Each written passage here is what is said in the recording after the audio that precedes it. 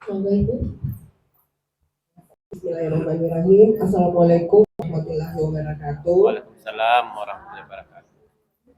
Izin tadi perkenalkan, saya Kepala Puskesmas Kalakbira dengan nama saya Dr. Gigi Erna Hamid. Yang ingin saya tanyakan, bagaimana mensiasati seperti tadi yang dikatakan oleh Dr. Amir untuk mengamankan kapitasi 100%. Nah, ini mungkin menjadi kendala kami juga di Pangkep untuk mengamankan 100% kapitasi yang kami sebut dengan KBK. Nah, yang prolanis tadi, prolanis.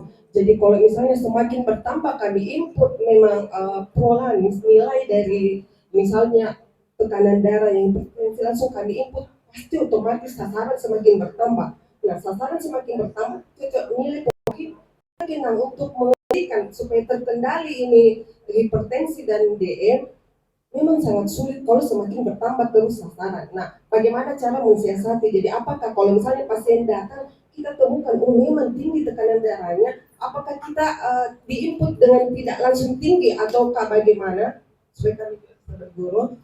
Nah, itu mungkin yang pertama. Dan yang kedua,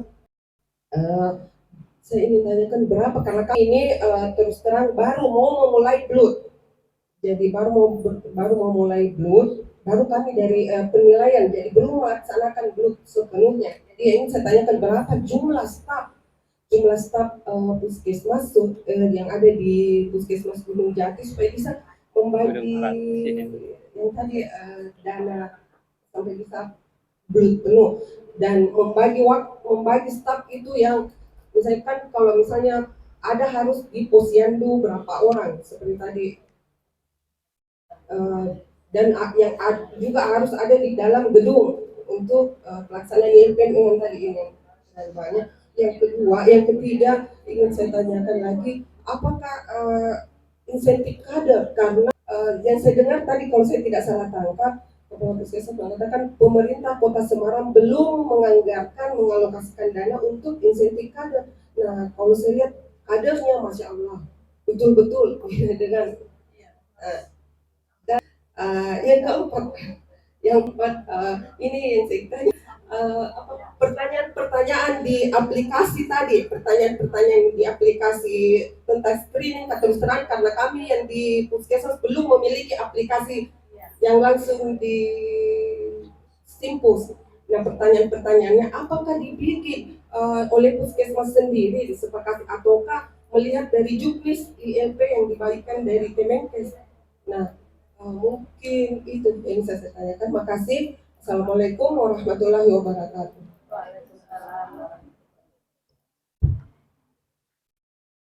Terima kasih Ibu Puskesmas Kalakbira.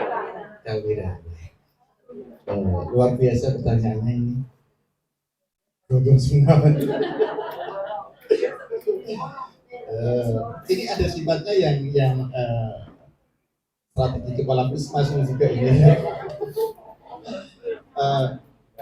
Begini, tadi yang pertama tentang bagaimana mensikapi untuk diagnosa hipertensi sama DM ya, karena kita itu butuh terkendali di dalam untuk mendapatkan kapitasi 100%.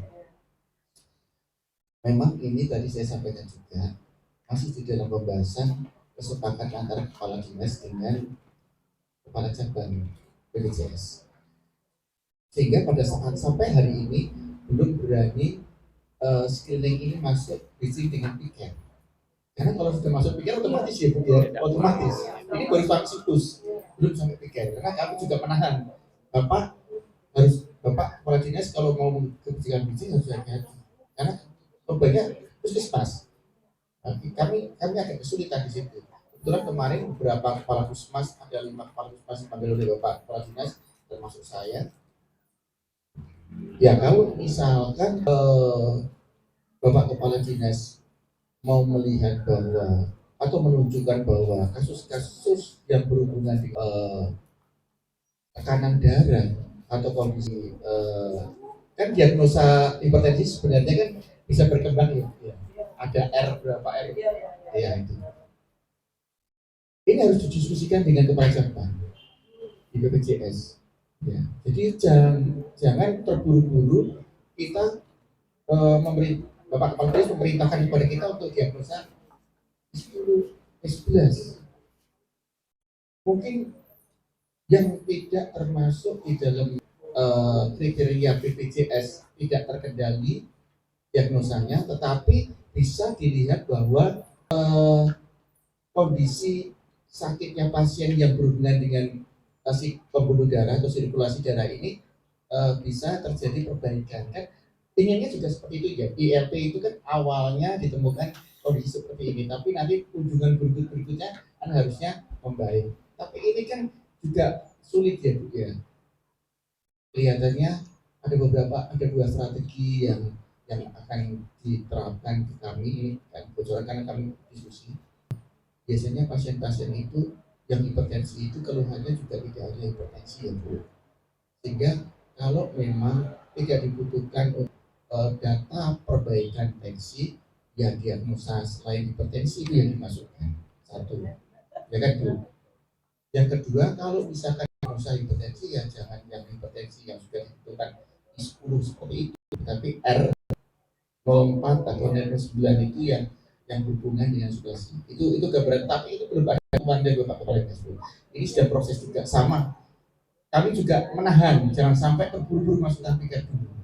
Karena kalau yang sudah di lapangan, seperti lapangan itu yang melakukan ada teman-teman kami, perawat juga, bidan juga, dokter umum yang lain tidak ada di BP. Kalau kita sudah ada ketentuan dari Bapak Kepala Dinas, berarti kita harus mengendalikan itu supaya tidak balik atau tidak malah mengurangi kapasitas ibu. Itu sedang proses di Kota Semarang. Kemudian tadi disampaikan untuk BLUD ya. Sebenarnya BLUD tidak di sini, tapi saya mencoba untuk menjawab dulu. Kami semua 39 puskesmas di Kota Semarang sudah BLUD murni penuh. Jadi kami itu mendapatkan kapitasi, tapi kami juga di antara kapitasi selain operasional itu kita mendapatkan jasa ya, jasa pelayanan. Ternyata jasa pelayanan itu juga menjadi pertimbangan yang luar biasa di Dewan. Karena apa Bu? Karena di Kota Semarang itu selain jasa pelayanan itu ada TPP, ada yang penghasilan tambahan itu loh Bu. Mungkin di kabupaten kota lain ada ya. Nah, ini yang diprotes oleh Dewan.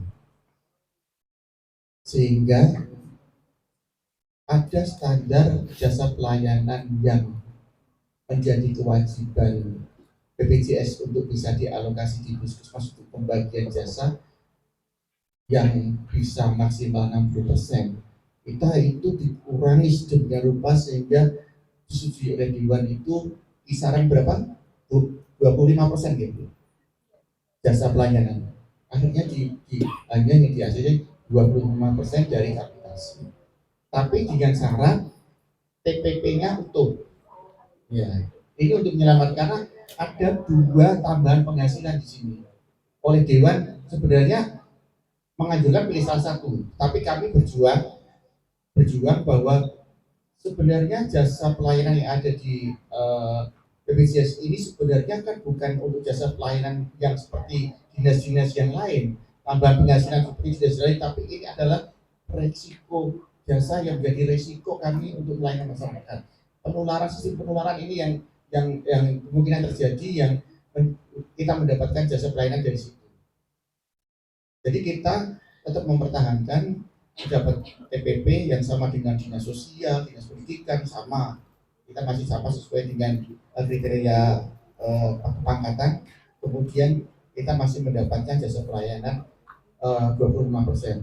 Untuk jasa pelayanan sendiri, pembagian per karyawan, per profesi dengan syarat-syarat absensi, dengan syarat-syarat pendidikan, dengan syarat-syarat lama kerja itu diterbitkan oleh Bapak Kepala Dinas. SK-nya Bapak Kepala Dinas. Tidak dikelola oleh Kepala Puskesmas yang menentukan, tapi ada SK dari Bapak Kepala Dinas. Itu. Kemudian untuk tenaga yang di puskesmas yang menjadi perhitungan tempat kita sama, untuk sementara ini BPJS masih menghitung kepesertaan dengan dokter umumnya yang ada. Jadi 5.000 ya Bu, 5.000 peserta satu dokter umum, masih seperti itu sama. Sedangkan yang perawat dan profesi yang lainnya kita masih hanya diwajibkan untuk setor SIP ya, STR sama SIP gitu ya. Untuk Puskesmas Gunung Pati kita mempunyai tenaga sekitar 70-an, 70 tenaga karena kita rawat inap. Kalau dikatakan cukup, ya harus cukup Bu, ya. Karena gini, kalau ternyata kita kurang, sedangkan tidak ada suplai 3K atau PNS dari pemerintah kota, itu kita harus belanja sendiri untuk tenaga itu dari dana kapitasi. Saya masih punya, saya dokter masih kurang. Kalau saya hitung, itu dokter kita harus ada 7. Tapi 7 ini karena kepesertaan itu kan dinamis ya Bu. Ketika surat itu 7 itu ternyata itu kan saya 35.000. Tapi kalau misalkan lebih sedikit, ternyata peserta kita lebih sedikit, berarti kan harus 8. Kalau kita tidak memenuhi 8, maka kita tiba-tiba drop kapitasi kita tidak sampai 100%. Nah ini kita harus punya spelling satu dokter. Dan spelling satu dokter ini ternyata tidak menjadi perhitungan dari pemerintah. Kita sendiri dana kapitasi itu dengan MR yang sudah dibakukan oleh pemerintah kota. Saya masih mempunyai dokter umum non SN untuk melengkapi persyaratan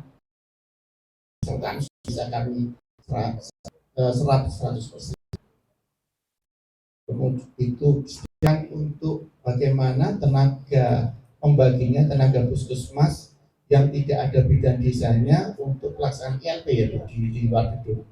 Tadi saya sudah sampaikan bahwa tenaga kesehatan kami, nakes kami bagi menjadi 11 kelurahan sebagai pembina wilayah, 12 malahan sebagai pembina.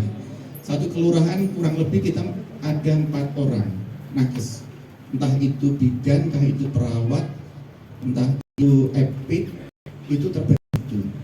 Artinya kalau dulu sebelum ada pembagian wilayah kita melihat posyandu itu tugasnya petugas gizi, padahal petugas gizi itu cuma 2, ada 1, padahal mempunyai 10 orang itu rutin posyandu biasa.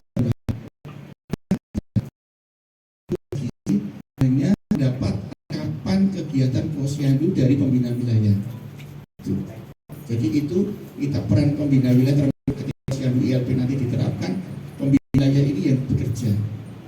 Tidak harus tugas gizi, memang tanggung jawab untuk perkembangan posyandu itu ada di gizi, tetapi tidak gizinya yang kemudian harus turun mengetahui kondisi di posyandu semua pelaksanaannya diterapkan oleh pembina wilayah.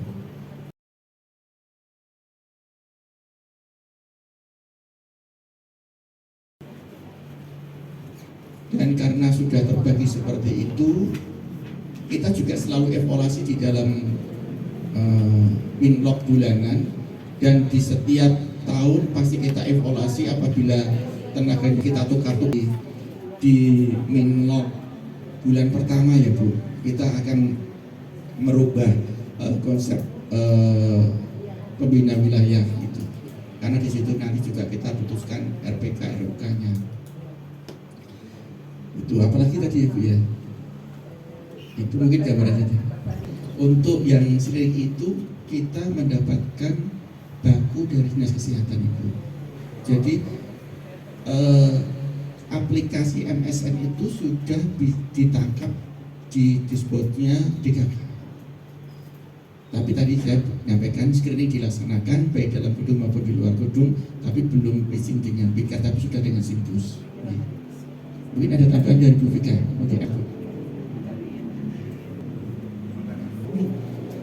Jadi menambahkan sedikit mungkin untuk pembagian petugas tadi ya Bu. Jadi memang dari tim UKM sudah membagi untuk masing-masing kelurahan ada pembina wilayah. Jadi untuk pembina wilayah itu minimal setiap wilayah pasti ada bidannya, karena ada pemantauan ibu hamil di situ. Jadi yang wajib ada di setiap kelurahan adalah nakesnya adalah bidan. Terus nanti untuk yang terawat bisa masuk di situ, misalkan jumlahnya ada berapa, kalau bisa sesuai ya bisa masuk juga. Terus nanti ditambah dengan PPA lain, jadi bisa keseling, bisa etik, bisa gizi, bisa prokes gitu. Jadi untuk kan karena di kegiatan dalam wilayah itu ada pemantauan bumil, ada PJN Saranta, ada nanti posyandu misalnya dan lain-lain ya. Jadi nanti kalau kan nggak harus bidan gitu, jadi bisa yang lain yang turun. Nah pembagiannya seperti apa? Nah itu untuk hariannya itu teman-teman di sini kan sebagai manajer pelayanan itu membagi jadwal teman-teman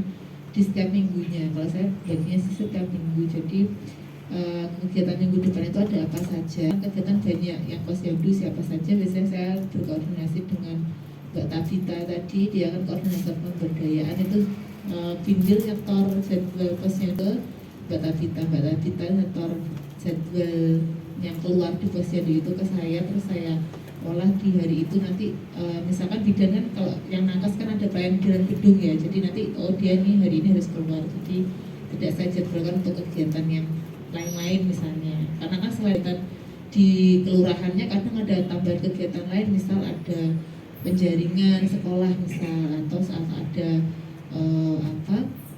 pemeriksaan posbindu yang di umum, kadang ada posbindu di terminal, kadang ada di mana, itu juga butuh petugas. Jadi intinya saling berkoordinasi antara petugas itu dengan yang manajer pelayanan, atau mungkin kalau tidak ada manajer pelayanan ya ataukah PJUKP atau siapanya gitu, mungkin di puskesmas yang di jadwal bainin per ininya, jadi supaya nggak, biar berjalan, ada nggak bingung nyari teman. Kalau ini kan kadang bingung, saya harus ngajak siapa gitu, jadi diprotekkan dari penanggung jawabnya seperti itu. Terus untuk yang pertanyaan itu tadi itu tetap berdasar dari juknisnya ILP. Nah pada dulu awalnya sebelum keluar Simpus ini itu DKK mengeluarkan Excel daftar pertanyaan gitu ya, dibagi berdasarkan usia. Nah mungkin saran saya apabila memang Bapak Ibu belum ada aplikasinya, itu sebenarnya bisa membuat Google Form-nya dari pertanyaan-pertanyaan itu, karena di Google Form itu kan bisa, jadi awal kan bisa masukkan data ya, terus nanti kan masukkan usia, dan nanti kalau usianya dijawab sekian masuk ke section pertanyaan yang dewasa, kalau jawabnya sekian masuk ke, jadi kan seolah sebenarnya hampir mirip dengan sites ini sebenarnya, tapi versi lebih sederhananya. Dulu sempat jalan seperti itu Mas, mungkin sebulanan lah, sampai akhirnya DKK siap dan keluar untuk masuk di Simpus ini, kan seperti itu. Karena juga rekap lebih cepat dan rekapnya kan juga tersimpan kalau pakai Google Form ini Mas, mungkin seperti itu. Ya terima kasih. Wassalamualaikum warahmatullahi wabarakatuh. Baik Bapak Ibu, ada yang mau bertanya lagi? Oke, monggo Bapak. Mohon izin Ibu Kadis, terima kasih atas kesempatan yang diberikan untuk mempersiapkan waktu. Perkenalkan, nama saya Muhammad Taufik Rashid, saya seorang staf dari Dinas Kesehatan. Yang ingin saya tanyakan pada Puskesmas Gunung Pati, mohon izin Kepala Puskesmas, apakah pada RMM Puskesmas ini telah tersedia menu paket layanan ILP? Kalau tidak, apa yang digunakan agar data setiap klaster dan pustu atau puskesdes dapat terintegrasi. Terus yang kedua terkait dengan insentif kader. Kita tahu di wilayah kerja Puskesmas Gunung Pati ini ada 11 kelurahan, otomatis mereka tidak ada dana dari desa, dan kita tahu bahwa dari dana kelurahan itu lebih sedikit dibanding dari desa. Apakah ada insentif dari kelurahan itu sendiri untuk para kader mereka, atau memang ada dari Puskesmas anggaran khusus dari pelayanan dari dana kapital atau dari BUL ini dari untuk insentif kader itu sendiri untuk pelaksanaan ini? Karena terus terang dari pelaksanaan ILP ini para kadernya itu mengeluh karena kita tahu bahwa item pertanyaannya itu sangat banyak, dan untuk seumpama yang Posyandu itu untuk keterampilan kader kan kita kemarin sudah diberikan pelatihan oleh Dinas Kesehatan untuk puskesmas dan para kader untuk keterampilan kecakapan kader itu sendiri yang harus menguasai 25 keterampilan. Apakah di media puskesmas Bapak ini juga para kadernya juga sudah dilatih untuk 25 keterampilan itu sendiri, sementara dari segi format dan daftar pilihnya, kartu bantu, pemeriksaan dan kunjungan rumahnya itu sangat banyak. Dari mana Bapak Kepala Puskesmas anggarkan itu semua, apalagi dengan blood full begini, otomatis tidak ada dana bantuan dari Pemkot Kota Semarang. Mungkin itu saja pertanyaan dari saya. Sekian. Assalamualaikum warahmatullahi wabarakatuh.